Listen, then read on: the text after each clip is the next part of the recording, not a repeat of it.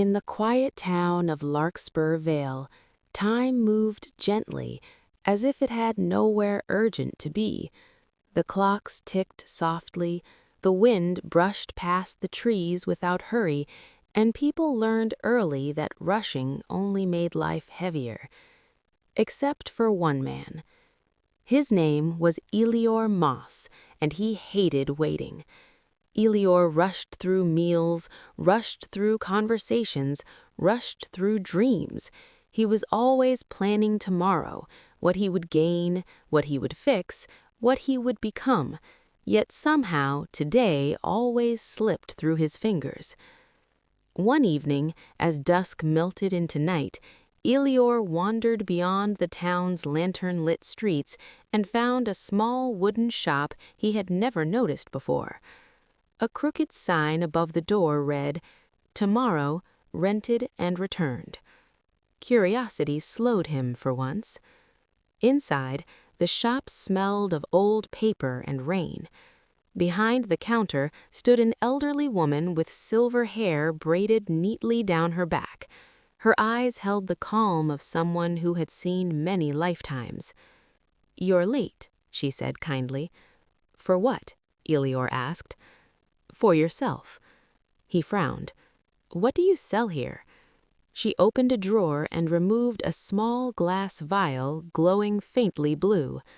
"Tomorrow," she said. "A piece of it." Elior laughed. "You're joking."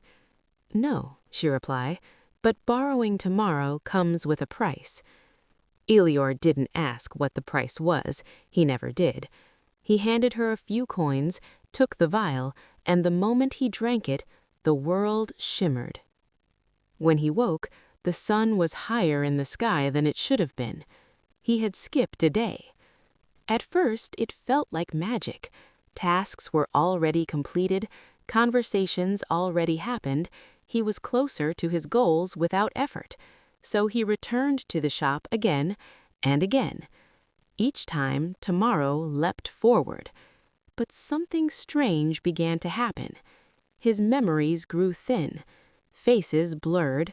Laughter felt distant. He watched people smile at him with familiarity he could not return. One morning, Elior looked into the mirror and barely recognized himself.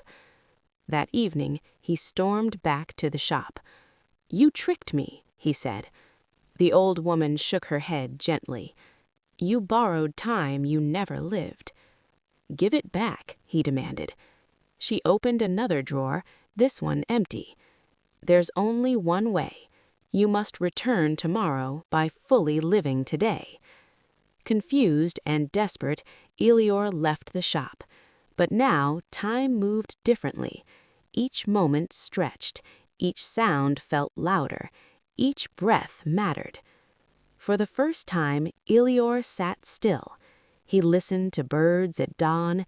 He shared a full meal with a neighbor. He laughed without checking the future. And slowly his memories returned. That night, the shop vanished. Years later, Elior became known as the calmest man in Larkspur Vale. When asked his secret, he smiled softly and said, "I stopped borrowing tomorrow and learned how to keep today." And as the clocks ticked on, they did so gently once more.